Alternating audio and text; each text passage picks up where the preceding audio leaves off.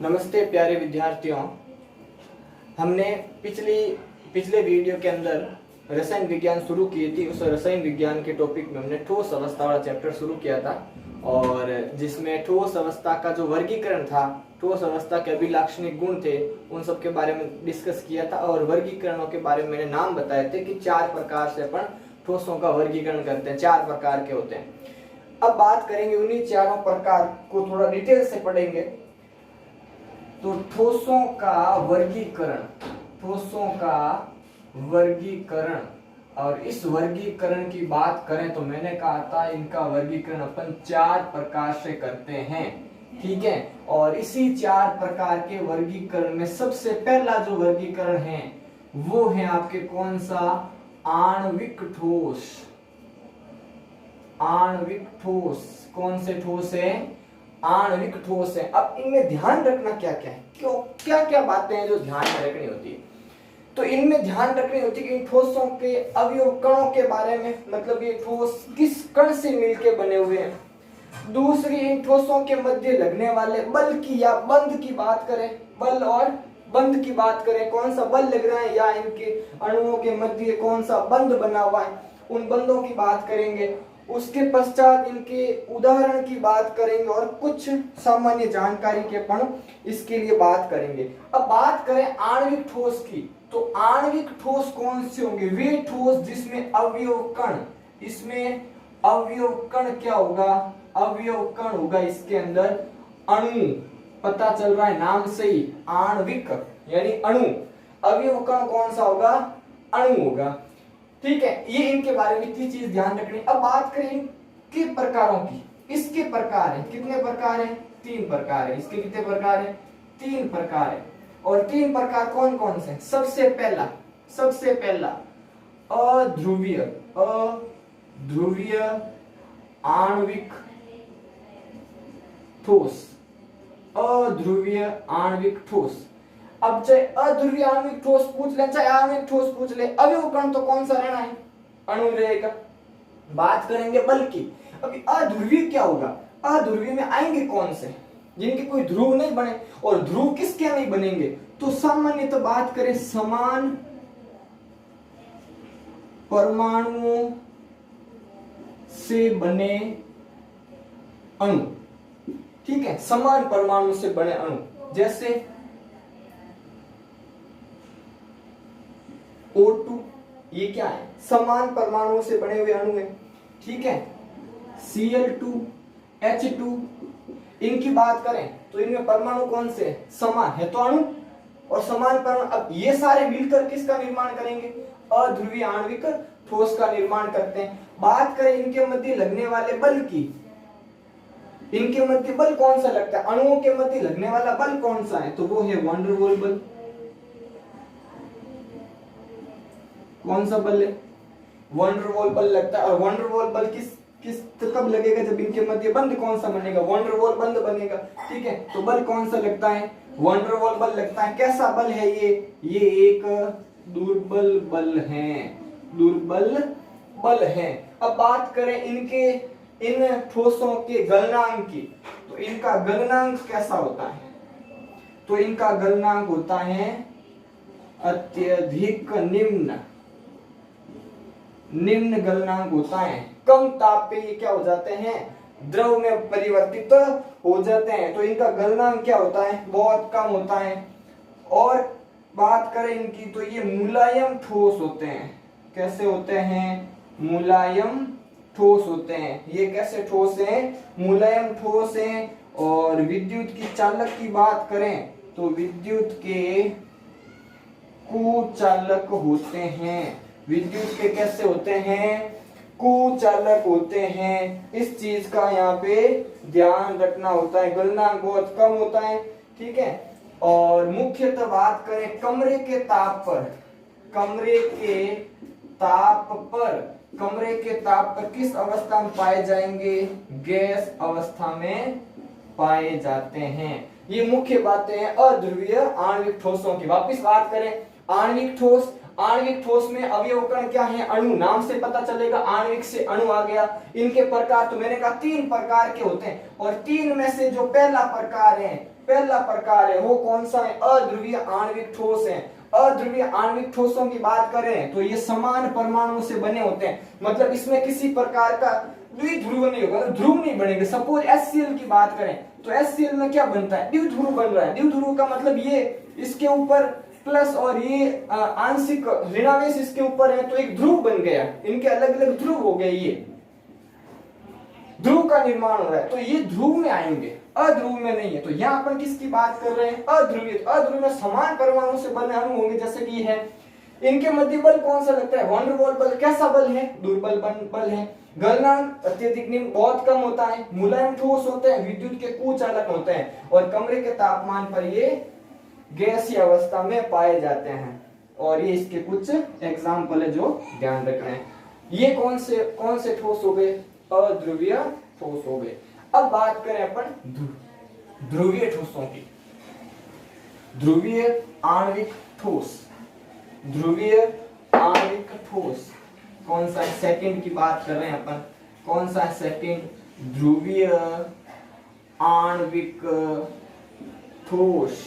ध्रुवीय आणविक ठोस की बात करें तो ध्रुवीय आणविक ठोस कौन से होंगे? सीधी सी बात है, पता चल रहा है यहाँ नाम से कि ध्रुव बनेंगे इसके अंदर, और ध्रुव बनेंगे तो इनके मध्य पाए जाने वाले बल की बात करें तो इसके मध्य बल होगा द्विध्रुव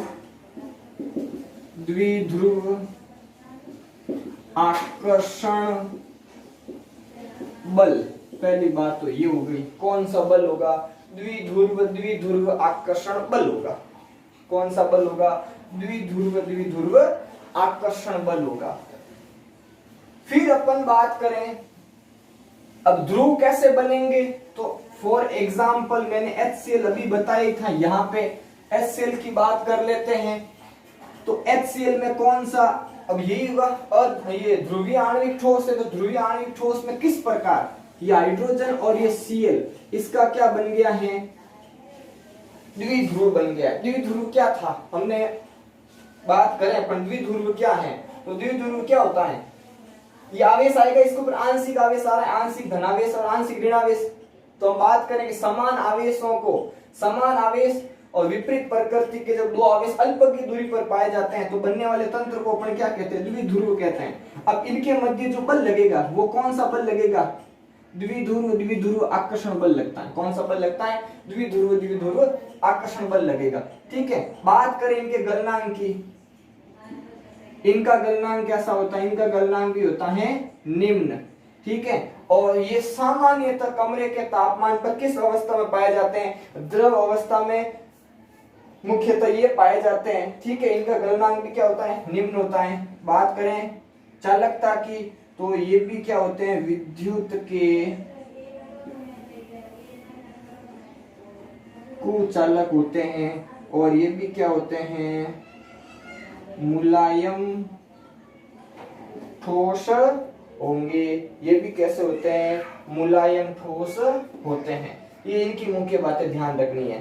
ठीक है। एग्जाम्पल के लिए मैंने HCl की बात की है, SO2 की बात कर लें। ये भी क्या है? एक ध्रुवीय ठोस है, ध्रुवीय आणविक ठोस है। अणु कण, आणविक कण तो क्या होगा? अवयव कण तो क्या होगा? अणु ही होगा। अवयव कण क्या होगा? इसका भी अणु ही होगा क्योंकि ये एक प्रकार का अणु ही तो है।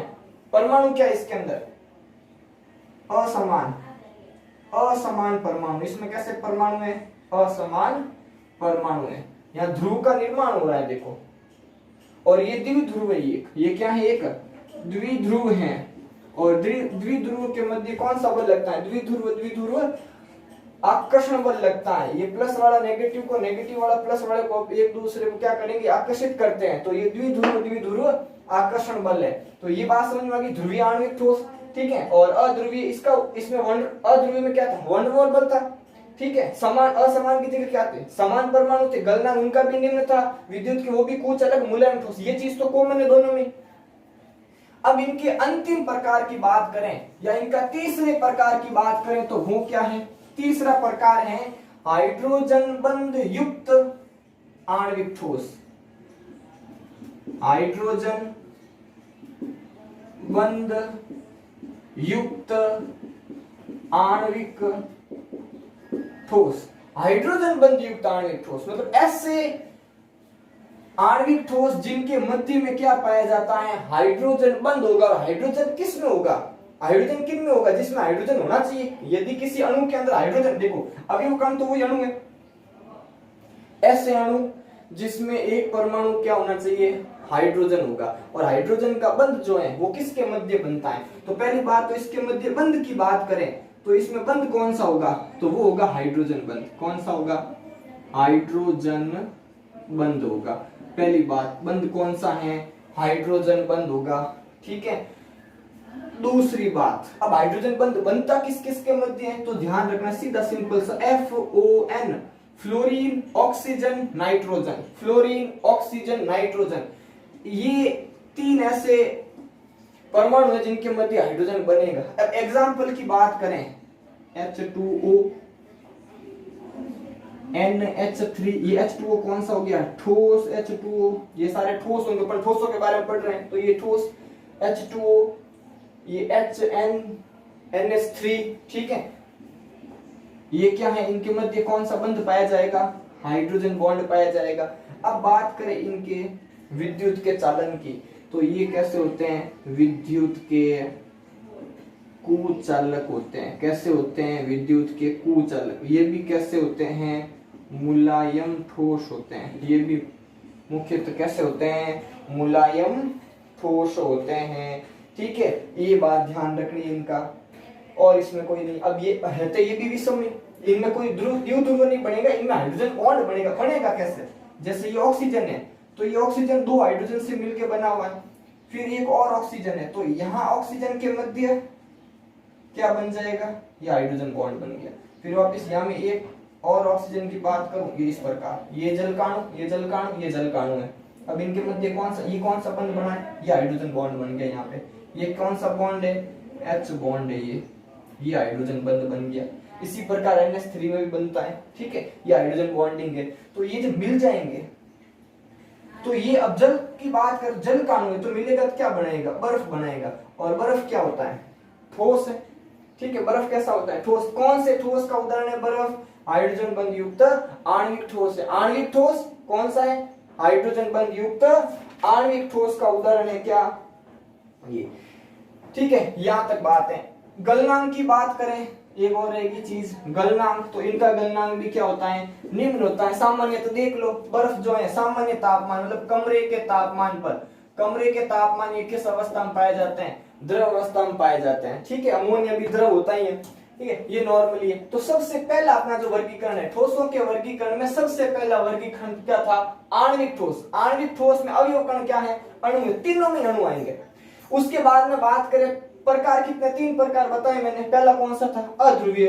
अध्रुवीय में क्या होगा, एक समान प्रकार के, क्या एक ही प्रकार के उनमें परमाणु पाए जाएंगे और मिलकर क्या बनाएंगे, अणु H2 है, ठीक है, Cl2 है, O2 है, ये सब क्या है, एक ही प्रकार के परमाणु से मिलकर बने होते हैं। उनके मध्य वंडरवॉल बल पाया जाता है, जो एक दुर्बल बल है, मतलब एक दुर्बल वंडरवॉल बल पाया जाता है। गलनांक अत्यधिक निम्न है, ठीक है। विद्युत के कुचालक वो भी, और मुलायम ठोस, मुलायम ठोस, ये बात तीनों में कॉमन है, ये बात तीनों में कॉमन है। निम्न गलनांक, मुलायम ठोस, विद्युत के कुचालक, ठीक है, ये बात तीनों में क्या है, तीनों बातें तीनों में कॉमन है। अलग क्या है, ये चीज अलग है, ये भी कॉमन है। तीनों अणु आणविक है तो सीधी सी बात है, अणु यौगिक कण होगा।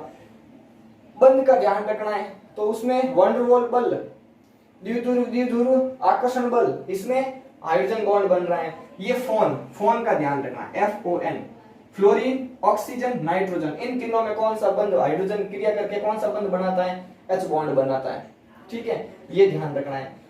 तो ये अपने 3 कौन से थे, आणविक ठोसों की बात हुई। अब बात करते हैं वर्गीकरण का दूसरा ठोस।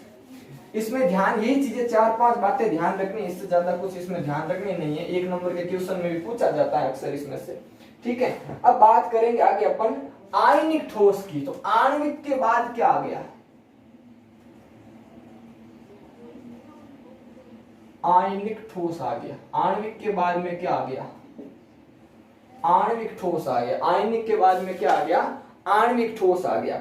इनके बारे में बात करें तो इनका अवयव कण, सबसे पहला तो वही पूछा जाता है कि अवयव कण कौन सा है। तो इसमें अवयव कण क्या होंगे, आयनिक, नाम से पता चल रहा है। आयनिक का मतलब आयन होंगे इसके अंदर। क्या होंगे? आयन, पॉजिटिव या नेगेटिव आयन होंगे।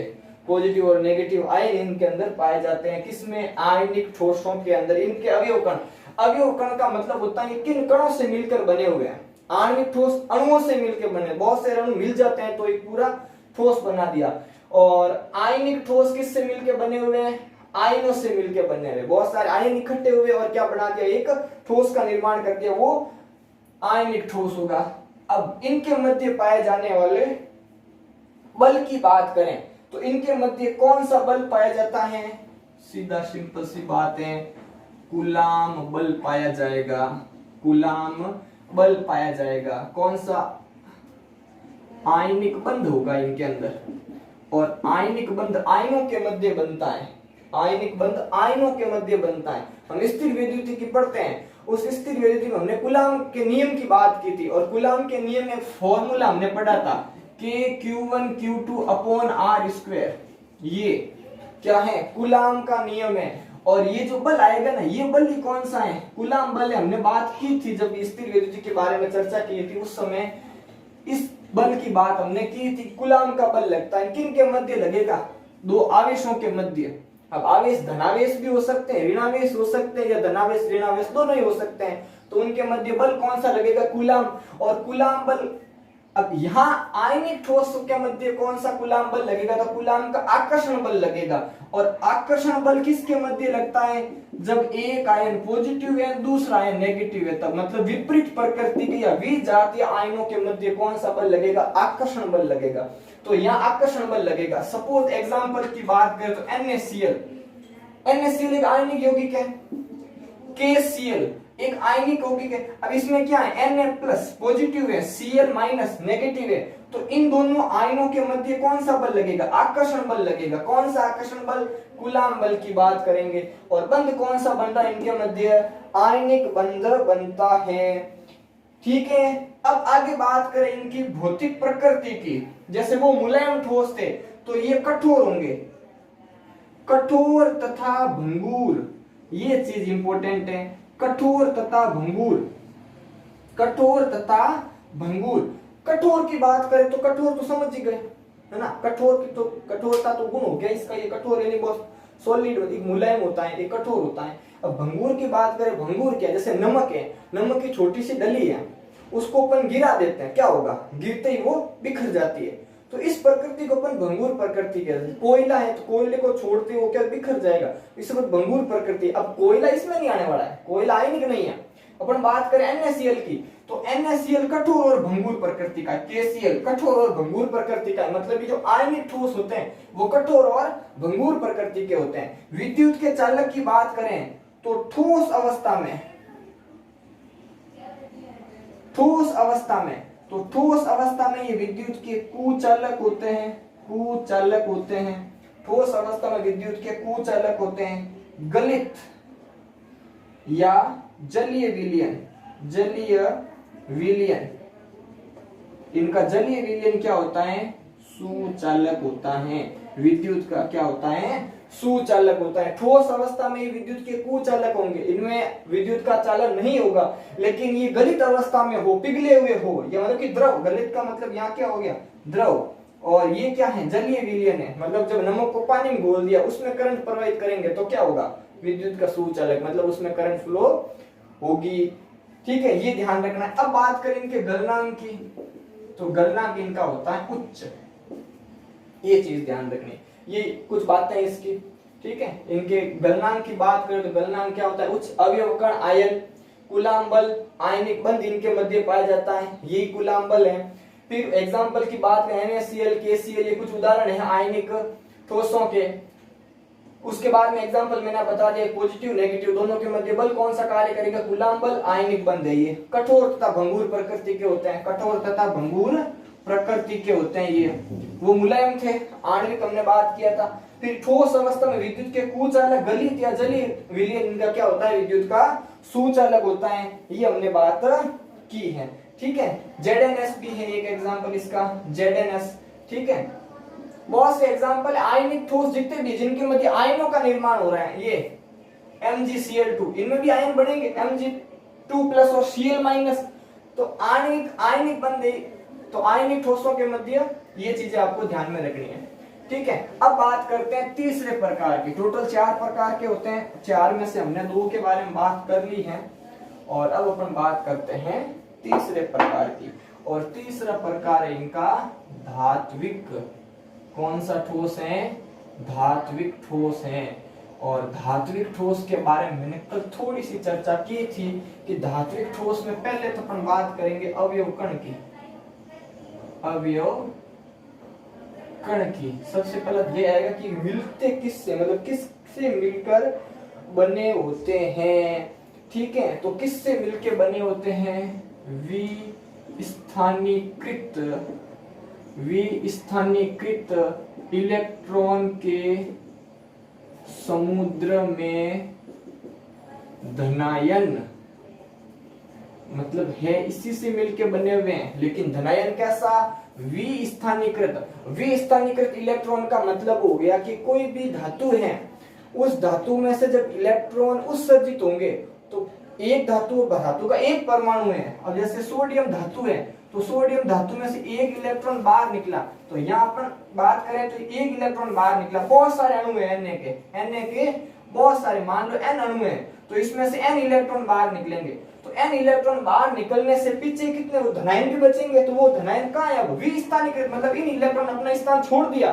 तो स्थान छोड़ा तो बहुत सारे इलेक्ट्रॉन, मतलब इलेक्ट्रॉनों का क्या बन गया? समुद्र बन गया। अब इन इलेक्ट्रॉनों के समुद्र में धनायन है, तो वो धनायन क्या कहलाएंगे? इन धात्विक ठोसों का अवयव कण कहलाता है। तो ये हो गया अवयव कण। अब बात करें उदाहरण की, ये क्या है? फेरस एक धातु है, कॉपर एक धातु है, मैंगनीज एक धातु है, Mg एक धातु है, Au, Ag, ये जितनी भी धातुएं हैं वो सारी की सारी क्या है? धात्विक ठोस होंगे, सारी की सारी धातुएं। अब बात करें विद्युत के चालन की, तो ये विद्युत की सुचालक होती हैं। विद्युत की सुचालक ये होती हैं। बात करें बंध यहाँ रह गया था, तो इनके बंध की बात करें तो इनके मध्य जो बंध हैं, कौन सा बंध पाया जाता है? इनके मध्य धात्विक बंध पाया जाता है। कौन सा बंध पाया जाता है? धात्विक बंध पाया जाता है। धात्विक ठोसों के मध्य धात्विक बंध पाया जाएगा। विद्युत के सुचालक होते हैं, प्रकृति कठोर प्रकृति है, और इनका जो गलनांक है इनका गलनांक होता है उच्च। गलनांक क्या होता है? उच्च होता है। अब बात करें अपवाद की बात करें तो पारा,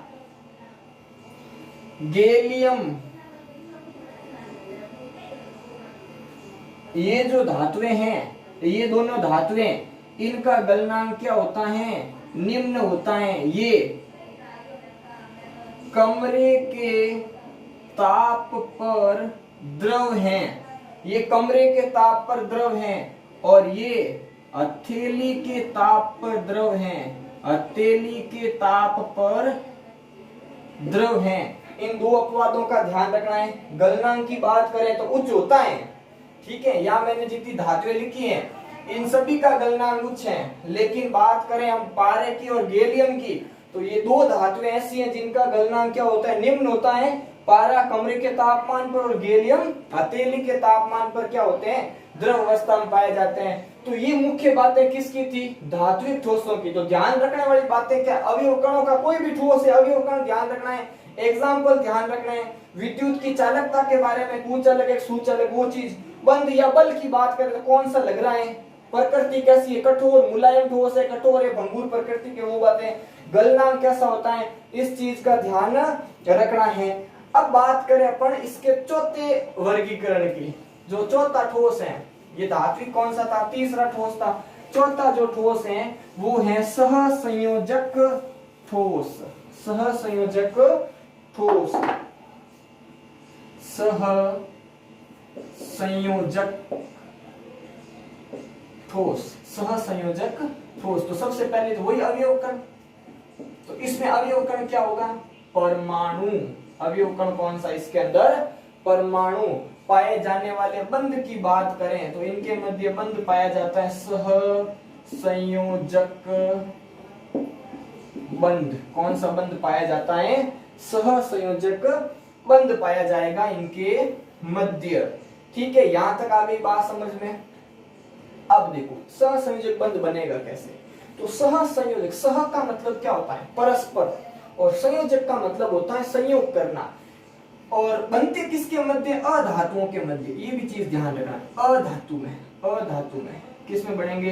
अधातुओं में। अधातुएं जितनी भी उनके मध्य कौन सा बंध पाया जाएगा? सहसंयोजक। और ठोस कौन से होंगे? ये सहसंयोजक ठोस होंगे। मतलब परस्पर अपने इलेक्ट्रॉनों का साझा करके या संयोग करके ये आपस में क्या बनाते हैं? बंध बनाते हैं। कौन सा बंध बनाते हैं? सहसंयोजक बंध बनाते हैं। और इसी सहसंयोजक बंध के कारण इनको अपन ने क्या नाम दे दिया? सहसंयोजक ठोस दे देंगे नाम। और इसमें क्या होंगे? परस्पर परमाणु जुड़ेंगे। एग्जाम्पल की बात करें, जैसे हीरा है, तो हीरे में क्या पाया जाता है? कार्बन है, ये कार्बन का अपर रूप है, तो इसमें कार्बन परमाणु है।